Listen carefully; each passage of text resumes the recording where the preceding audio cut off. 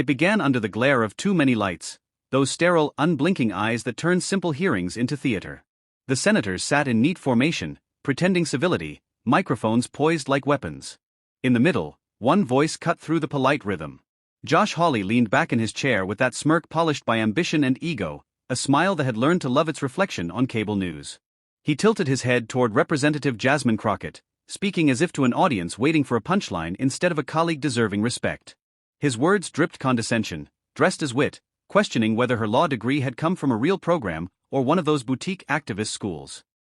The chuckle that followed wasn't loud, but it carried. A few aides lowered their eyes. Someone's pen slipped from their fingers and clattered against the desk. Crockett didn't flinch.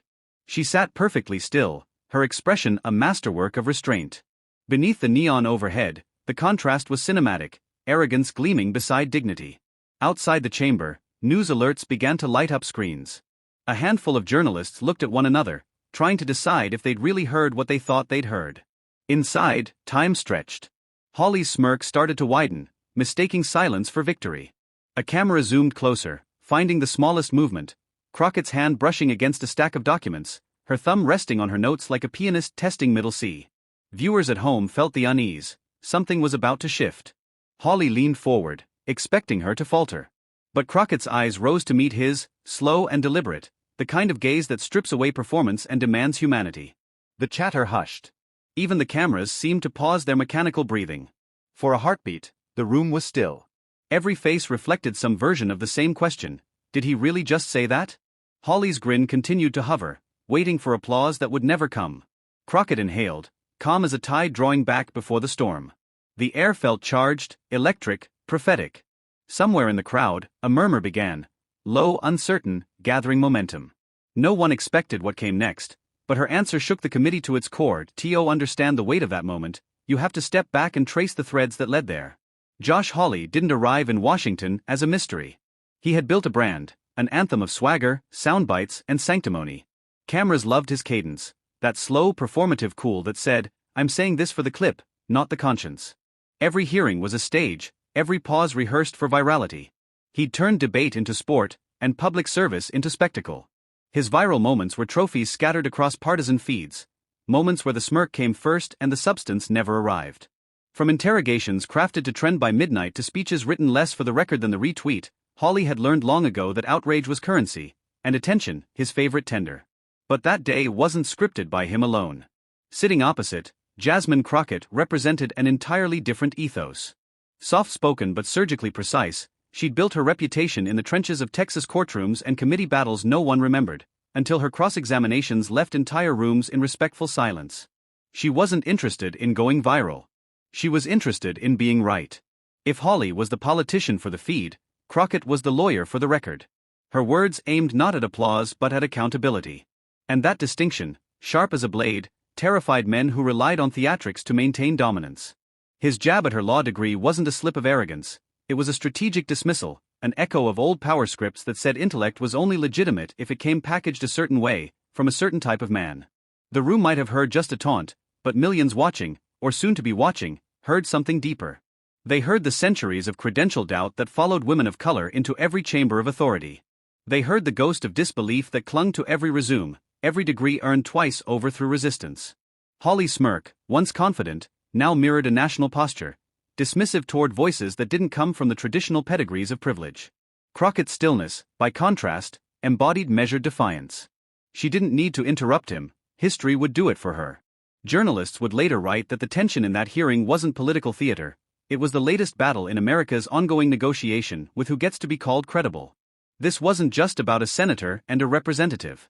It was a live-wire collision between old power and emerging truth, arrogance and composure, caricature and character. Behind every viewer's heartbeat pulsed a deeper question: when intellect and identity stand trial in the same breath, who gets believed first? Crockett's silence under the bright lights became more than personal, it was communal, generational. She was bearing the gaze of every doubted professional, every overlooked expert, every first-generation lawyer whose diploma was treated like decoration instead of declaration. And somewhere, Hawley sensed it. That widening silence wasn't comfort, it was consequence. He was no longer performing to applause but to an audience that had stopped laughing with him. Because what was at stake wasn't just credibility, it was narrative power. One represented the way things had always been told, the other, the way they were about to be rewritten. The air thickened with a quiet recognition that the next few seconds could define both reputations. His as the man who mocked, hers as the woman who answered not for herself but for everyone watching. But Crockett wasn't just about to defend herself, she was about to change the tone of the entire room. Long before that smirk across the Senate dais, Josh Hawley had perfected his version of political theater. He was the man who could turn a hearing into a highlight reel, each syllable delivered with the self-assured rhythm of someone who had studied himself in every reflection. From the marble hallways of Missouri state politics to the televised glare of Capitol Hill, his rise was less about substance and more about stagecraft. Every eyebrow lift, every pause between words, calibrated for effect. He'd learned early that emotion was currency and outrage was a steady marketplace. The formula was irresistible in a media ecosystem addicted to conflict.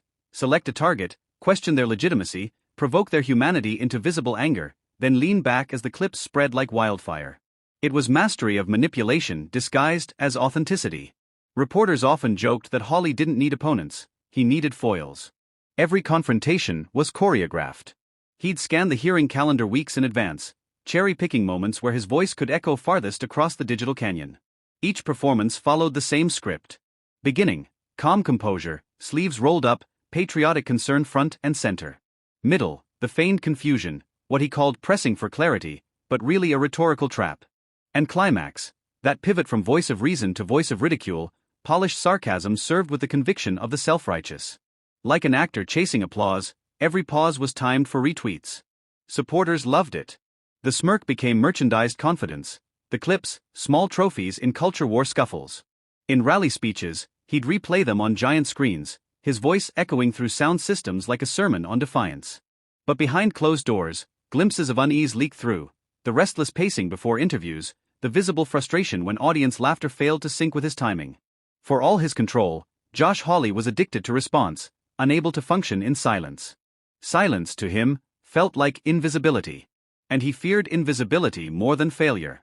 Those who'd worked beside him whispered that he carried a quiet resentment, toward journalists who mocked his theatrics, toward colleagues who refused to give him the fight he needed.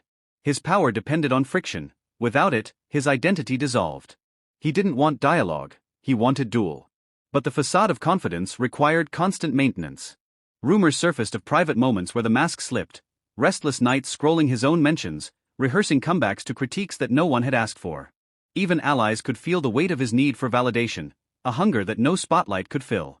Flashback to a hearing months before the Crockett exchange, Hawley had interrupted a witness mid-sentence, slicing through their calm explanations with a tone dripping in paternal disbelief. The clip went viral, supporters heralding his tough questions, detractors calling it bullying. Yet what the cameras didn't show was what happened after the hearing. He'd lingered outside the chamber, pacing slowly, phone in hand, refreshing. When likes poured in, the tension in his jaw eased. When criticism spiked, it hardened again. He wasn't just feeding a base. He was feeding a void. By the time he faced Jasmine Crockett, his playbook was well rehearsed. The smirk, the jab, the dismissive tone, all part of choreography designed to reaffirm his dominance. Only this time, the opponent was someone he underestimated completely. Crockett was not cut from the same fabric that fueled his rise. Her calm was not submission, it was precision. Where he performed emotion, she wielded intellect. Where he thrived on interruption, she thrived on patience. That dynamic, his volume against her stillness, was already rewriting the script before either of them realized it. As he mocked her law degree, Hawley believed he was reenacting a familiar narrative, one in which confidence conquered credibility. What he didn't see was how hollow his performance had become. The optics no longer favored arrogance, the audience had changed. Out there, millions were exhausted by theatrical cruelty packaged as competence. What used to look like strength, now looked suspiciously like insecurity. In that instant, the lighting in the hearing room might as well have been a spotlight set to expose not authority but fragility. The bravado flickered. His smirk was a mask struggling to stay in place as Crockett's steady eyes dismantled him without a word. Because beneath the sculpted outrage and the curated certainty, Josh Hawley's secret fear was simple, that one day the stage would belong to someone unamused by the act. He'd written this script before, but this time, the co-star refused to follow his lines. Before the cameras and the clipped echo of Senate microphones, Jasmine Crockett's story began in humbler rooms, places where justice smelled like dust and courage was something you carried quietly. She was raised in a Texas neighborhood where ambition wasn't inherited, it was fought for in long evenings and half-paid bills. Her mother taught her that survival wasn't shameful, it was sacred. Her father, who worked overtime with the kind of dignity rarely recognized, told her that pride wasn't arrogance, it was proof you'd endured. The first time she spoke up in class, a teacher laughed, not out of mockery, but genuine surprise. Her voice didn't tremble, it filled the room with purpose. She was young, yet her sentences already carried the rhythm of argument, the clarity of someone who observed how the world divided fairness unevenly and decided she would make it her future profession to rebalance it. When college came, she borrowed courage before she borrowed money. At every step, someone reminded her what she wasn't supposed to do. Law school? That's for the privileged. Courtrooms? That's for the legacy names. But Crockett grew stronger under the weight of underestimation. Every snide comment became a brick in the foundation she was building. Law school was no cinematic montage, it was exhaustion layered with resolve. She worked through nights, tutoring others to cover tuition, memorizing statutes until her vision blurred. And yet, she stayed kind. In study groups, she was the anchor, translating dense material for peers with a patience that reflected her gratitude more than obligation. When she finally stepped into her first Texas courtroom, it wasn't glamorous. The air conditioner rattled louder than the attorneys. Her clients were working people, tenants, mothers, and teenagers mistaken for criminals because of the neighborhoods they came from. Her briefcase was secondhand, her shoes worn thin. But her preparation was flawless. Each argument was a shield wrought from empathy. She'd stand before judges older than her father, facing prosecutors who confused condescension for competence, and still speak with calm authority. Her cross-examinations were surgical, not theatrical, facts over flourishes, truth over technique. Colleagues began to notice. Opposing counsel started to prepare twice as hard when they saw her name on a docket. Outside the courthouse, the community noticed too. Letters began arriving, handwritten notes from clients she'd helped, a tenant who kept her home, a young man she kept out of prison, a single mother who whispered that Crockett's voice in the courtroom had felt like her own, finally heard. She kept those letters in a shoebox, not for self-congratulation but as reminders that success meant nothing without service. Through it all, there were moments of quiet isolation. Late nights staring at paperwork, the hum of fluorescent lights overhead, the invisible pressure of being a first to graduate law school, first to hold public office, first to represent a district that hadn't seen someone like her in decades. Being first meant carrying not only personal ambition but communal expectation. When Jasmine transitioned into politics, she brought that courtroom discipline with her.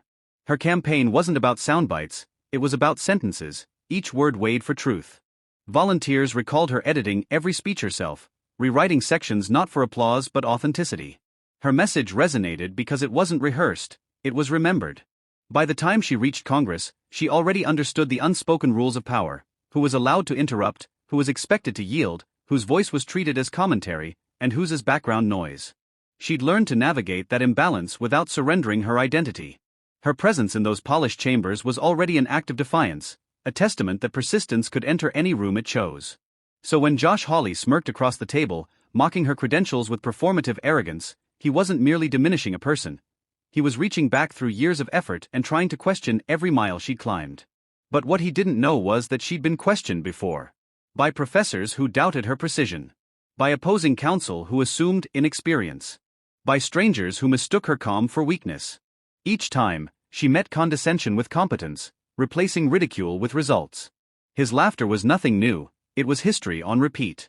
And she, the living rebuttal to that history. To understand why her silence in that moment carried such weight, you had to know the battles she fought long before that Senate hearing. Because Jasmine Crockett didn't become composed overnight. She became composed out of necessity, forged in a system that demanded she stay calm while others were careless. Her calm was not passivity, it was strategy. Her smile, when it finally surfaced, was not polite, it was prophetic. The truth is, dignity had been her weapon long before politics made it fashionable. She'd learned that the loudest rebuttal wasn't fury but facts, that every insult hurled at her was proof she had entered spaces that weren't built for her but would have to adjust nonetheless. Years of advocacy had turned into armor. And in that Senate room, as cameras hovered, microphones hissed, and thousands tuned in expecting another spectacle, she understood that she wasn't there just for herself.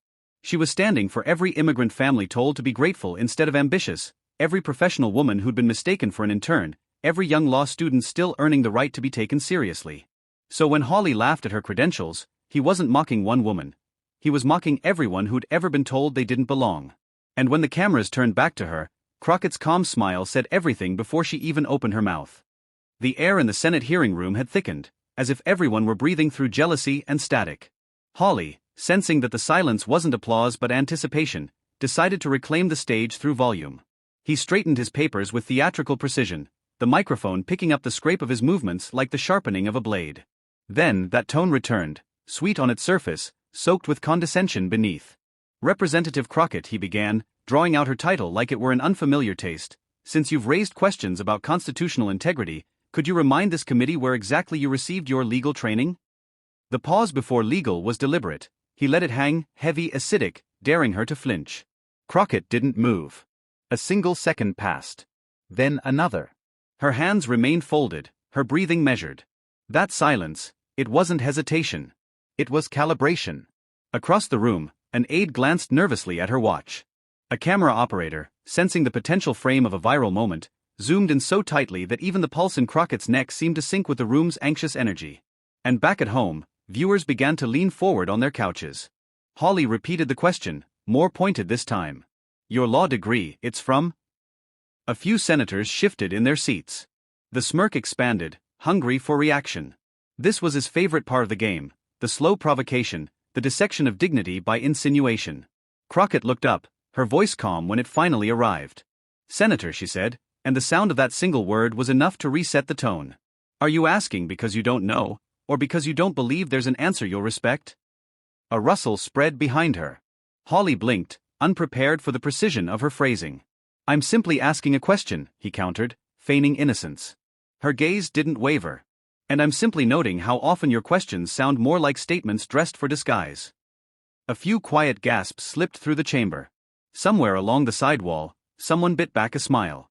Even the microphones seemed to hum differently, no longer amplifying condescension, but balance. Inside Hawley's chest, irritation spiked. He doubled down, his voice turning brittle. You know, Congresswoman, I've noticed a pattern. Whenever you're pressed on legal details, you pivot to tone. Maybe law wasn't your strongest subject. Crockett tilted her head slightly to the side, almost a gesture of sympathy rather than anger. I'd correct you on that, she replied, voice steady, but then you might accuse me of showing too much knowledge all at once. Laughter rippled in tight, stifled waves. It wasn't derisive, it was relieved, as if the entire room needed permission to exhale.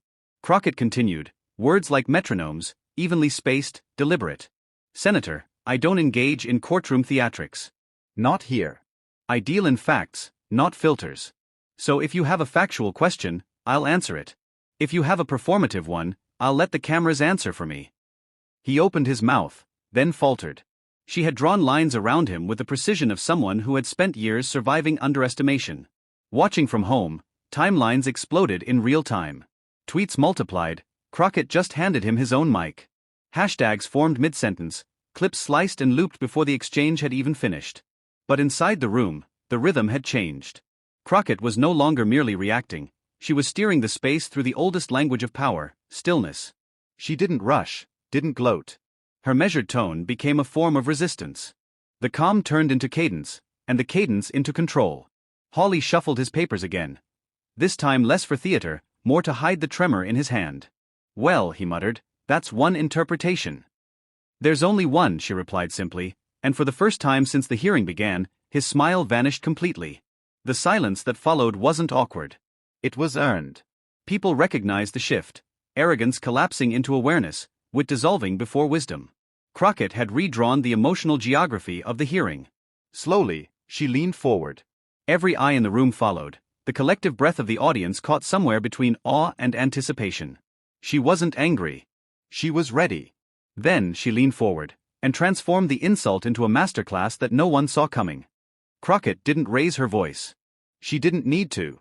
When she finally spoke, the room seemed to tighten around her words, as if the microphones themselves recognized authority when they heard it. Senator, she began, each syllable deliberate, unhurried, since you've asked about my legal background, allow me to oblige, though I suspect the question isn't really about law at all. A soft murmur rippled through the spectators section. Hawley angled his head, the half-smile settling on his face like a shield he no longer believed in. I earned my degree, she continued, not to impress anyone around this table, but because I believe justice should include the people who can't afford lobbyists. I practiced law in Texas courthouses where the air conditioning broke, where the defendants didn't have publicists, and where the stakes were not retweets, they were lives. Her hands rested flat on the desk, every small motion was composed, controlled. So when you ask where I studied, she said, I wonder, what answer would make it valid for you? Because the last time I checked, the Constitution doesn't grade equality on prestige. The senator blinked, lips parting slightly, as though his rehearsed counterpoints had dissolved into static. She went on, you see, legal knowledge isn't proven by interruptions. It's proven by listening, by understanding the consequences of a sentence before you finish speaking it. Something this body could use more of. Somewhere in the back row, an aide quietly exhaled a stunned breath. Crockett reached for a folder, flipping it open with serene precision. Since you brought up the law, she said, let's actually discuss it. Section 230, Voter Protections, Constitutional Authority. You've misquoted or misconstrued each of them in prior hearings. Not an accusation, Senator, just a pattern. A flicker crossed Hawley's expression, surprise, then irritation, then the forced calm of someone realizing that the script had been stolen mid-performance. Online, the first headlines were already forming. Crockett schooling Hawley on constitutional grammar.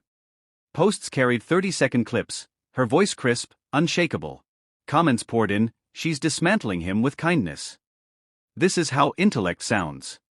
Back inside the chamber, she closed her folder. When I entered public service, she said, I promised myself never to weaponize education against the less privileged. I would hope others make the same promise about weaponizing privilege against the educated. Hawley leaned into the mic, reaching for the rhythm of control that used to come so easily. Well, Representative, Respectfully, she cut in, I'm not finished. The interruption hit like a bell. Not sharp, but resonant, permission withdrawn. She had flipped the dynamic. The so-called authority was now being moderated by the woman he tried to belittle. I've argued cases where verdicts decided whether someone's mother went home or went to prison, she said, voice strengthening. Those moments teach you restraint. Because if you lose your temper, someone else might lose their life. That's what law is to me. Not a game. Not a performance. Silence blanketed the panel. Even the distant clicking of reporters' keyboards stuttered, uncertain whether to capture or simply witness. And Senator, she added softly, I realize you prefer debates that fit into 15-second segments. But here's the truth, justice doesn't trend. It works quietly, steadily, like sunlight across stone. And sometimes, the quietest voices reshape the loudest rooms. It was the line that launched 1,000 screenshots. Within minutes, #QuietStrength was trending. Commentators typed breathless summaries while late-night hosts scrambled to book last-minute guests. Hawley tried to pivot, offering a reflexive chuckle, but laughter required confidence, and his had deserted him. That's quite the speech, Congresswoman, he muttered. Crockett smiled, a small, merciful expression. Not a speech, Senator, she said. A record. It was demolition performed with precision instruments, no debris, just disclosure. Her tone softened then, shifting from rebuttal to reflection. I stand here because a public school teacher once told me I argued like a lawyer, and because a father who worked nights said education was armor no one could confiscate. I don't owe them a viral moment. I owe them integrity. So if that disappoints anyone who came here for a fight, I'm comfortable with your disappointment. The hearing had transformed. The crowd that entered expecting confrontation now sat in reverent quiet. Even those predisposed to dislike her found themselves unmoving, suspended by the authenticity in her cadence. This was not politics, it was persuasion stripped of vanity. Hawley shuffled his notes again, but the motion felt hollow. The man who once curated pauses now occupied them awkwardly. Every attempt to re-enter the conversation blurred into her momentum. She wasn't done. Senator, every attorney learns the most powerful objection isn't shouted, it's sustained by evidence. The evidence today is how you've chosen to treat your colleagues. The record reflects your tone, not just your text. A few chuckles, muted but unmistakable, rippled among the senators. Someone whispered, she's quoting procedure at him. Hawley's jaw tightened. His tongue brushed against a reply, but no argument materialized. Crockett leaned back. You asked me about credentials, she said, voice low. Perhaps the better question is character. Credentials hang on walls. Character shows up when you think the cameras aren't rolling. Even the marble pillars seemed to absorb that sentence. Outside, networks interrupted programming for breaking coverage. Social feeds accelerated, each caption more enthusiastic than the last. Crockett turns mockery into masterclass. Grace under fire. Watch Jasmine dismantle the double standard. The feed filled with emojis of flames and raised hands. Modern applause for an ancient triumph, intellect defeating presumption. And through it all, she stayed composed. I understand showmanship, she said at last. But I also understand consequence. The things we mock today become the precedents we regret tomorrow. So I'll answer every question you have, Senator, but I will not apologize for earning what I earned, the way I earned it. Then came that silence again, the sacred kind, heavy with realization. Anyone watching could feel a subtle transfer of gravity. Her presence now centered the hearing. Hawley's notes lay untouched, his polished certainty cracked. For the first time, he looked genuinely small beneath the grandeur of the chamber. Crockett concluded quietly. The law taught me something simple. When someone tries to minimize your worth, let your work speak until they have nothing left to say. Her last words fell with the certainty of a gavel. The room held its breath. Even those who came to dismiss her found themselves nodding. Hawley's throat tightened. He swallowed quickly, the microphone catching the faint, involuntary gulp. A half-smile surfaced out of reflex but failed halfway to his eyes. By the end, even those who came to mock were suddenly quiet, watching, learning, remembering. But the shockwaves didn't stop there. They echoed far beyond those Senate walls. For a full hour after the hearing ended, the Capitol buzzed like a hive that had just realized it housed royalty. Staffers whispered in elevators, reporters sprinted for soundbites, and inside every newsroom the same command ricocheted: run that clip again. What had begun as a passing humiliation had become a broadcast baptism. Within minutes, the exchange was everywhere. Catchy headline first, moral reckoning second. Cable news led with slow-motion replays, Hawley frozen in mid-blink as Crockett's words sliced through the still frames, the smile that faltered, the composure that didn't. Twitter became a symposium of catharsis. Thread after thread unfolded with timestamps and transcripts, users dissecting every pause like scholars parsing scripture. One comment went viral: she didn't raise her voice once, and still the whole room moved. Another added, grace isn't weakness. It's strategy. TikTok turned it into theater. Edits flashed between Crockett's calm face and historic footage of trailblazers: Shirley Chisholm, Barbara Jordan, Kamala Harris, creating a collage of lineage and legacy. A trending caption read, "Same fire, new century." The remix soared past 1 million views by sunset. Late-night comedy joined in, but not with mockery, with admiration. A host replayed Crockett's line about justice not being a game and joked, "Congress found its new debate coach." The audience erupted not in laughter but applause. Even satire surrendered. Celebrities added their voices. A music icon tweeted thanks for reminding us that brilliance doesn't have to shout, while an Oscar winner reposted the clip with 3 words, "Teacher, not student." It was validation on a magnitude that politics rarely sees, an intellectual moment treated like a chart-topping chorus. Newsrooms hurried out op-eds. Columnists discussed how the exchange exposed America's conflict between performance and professionalism. A sociologist called it a symptom and a symbol. Proof that representation, when confident, shifts imaginations before it shifts policy. A conservative commentator conceded on air, "You don't have to like her politics to recognize control under pressure when you see it." From both sides of the aisle came reluctant respect. By evening, hashtags were carved into the collective timeline. Hashtag Quiet Strength topped trends, followed by hashtag Crockett Doctrine. Memes turned her expression into a declaration, captioned with lines like "when preparation meets disrespect." Neighborhood watch groups in Dallas replayed the moment during community meetings. Teachers clipped it into civics lessons on professionalism and restraint. Young law students passed the link around group chats with the cheeky note, "Syllabus example, week 1." And she stayed silent. No victory lap, no triumphant tweet. Her office issued only a modest statement thanking viewers for engaging with the facts. It was the kind of response that confused publicity managers and impressed everyone else. Meanwhile, Hawley's team scrambled. The senator offered an explanation drenched in phrases like "taken out of context" and "spirited exchange." Yet every attempt to minimize the moment only amplified it. The internet had found its narrative, and it wasn't his. Analysts replayed the contrasting body language, drawing arrows on split screens, her centered calm versus his restless gestures.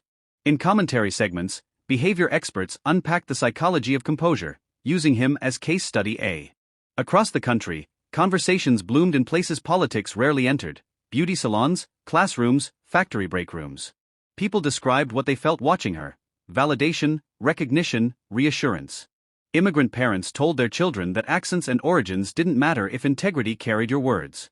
Women traded messages about how it felt to finally see demeanor treated as a weapon of progress rather than passivity. Men admitted quietly that grace could out-argue aggression. The hearing room had become a mirror, and everyone saw themselves reflected, or exposed. By the end of the week, Crockett was invited to panels she politely declined. She thanked the hosts, saying others could discuss the moment. She had legislation to finish. The rare act of humility only deepened the admiration. Commenters wrote, "She wins twice, once with words, once with silence." A columnist captured it perfectly. In an era obsessed with clapbacks, she chose clarity. And clarity changed everything. From Washington to Wichita, from college dorms to family dining tables, the story evolved into a lesson. Not about partisanship, but about posture. Not about one exchange, but about a greater truth, that intellect paired with empathy can still pierce through cynicism. At a local bookstore in her district, a hand-painted window sign read, "Keep calm. Be Crockett calm." The owner told a reporter the sign doubled foot traffic. People wanted to stand near the feeling she'd given them. And still, she remained measured. No gloating, no pointing back to the man who had tried to belittle her. To her, the moment belonged to the public now. It was their clarity to preserve. The week ended the way most movements begin. Not with fireworks, but with followers finding purpose. Her inbox filled with messages from teachers quoting her, from girls saying they'd applied to law school, from an older judge who simply wrote, "Thank you for reminding the law to breathe again." The camera flash had faded, but the resonance had not. Because Crockett hadn't just answered a man, she had answered a mindset. And yet, despite the flood of applause, Crockett's next step proved her victory wasn't about ego, it was about principle. When the hearing adjourned, Jasmine Crockett didn't linger to savor the applause or to measure her newfound fame in the glint of reporters' cameras. She gathered her papers with the quiet precision that had carried her through law school libraries and late-night case reviews. Outside the Capitol doors, daylight poured down like stage lights dimming at curtain call. A few reporters hurried behind her, microphones extended, voices colliding. "Congresswoman, any comment on today's exchange?" She offered only a polite nod. "The record speaks for itself," she said, leaving them with words as unflappable as her composure had been. She descended the marble steps slowly, breathing in the cool afternoon air, the sound of traffic and possibility mingling together. Around her, ordinary people were returning to ordinary lives, their concerns bigger than sensational clips or trending hashtags. For a moment, she allowed herself to just watch them, the tourist family snapping photographs, the worker unloading boxes from a van, the child pointing to the building as if it were some myth made real. A faint smile curved across her face. This, she thought, is who the law is supposed to serve.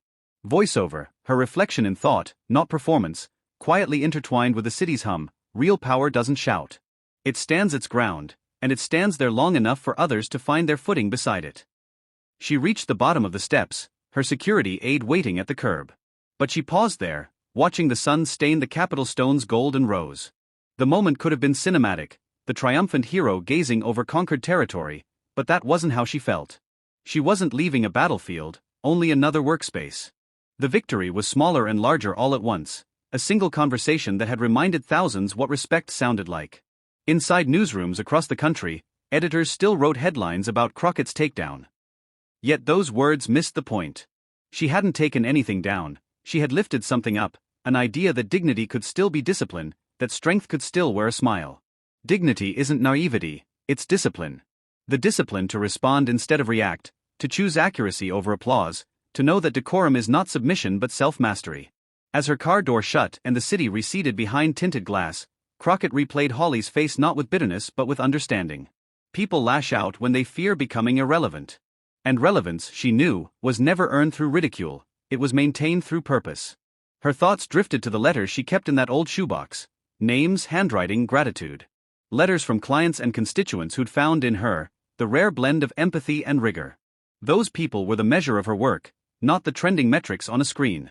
In the quiet rhythm of the drive back to her office, she dictated a note for her staff.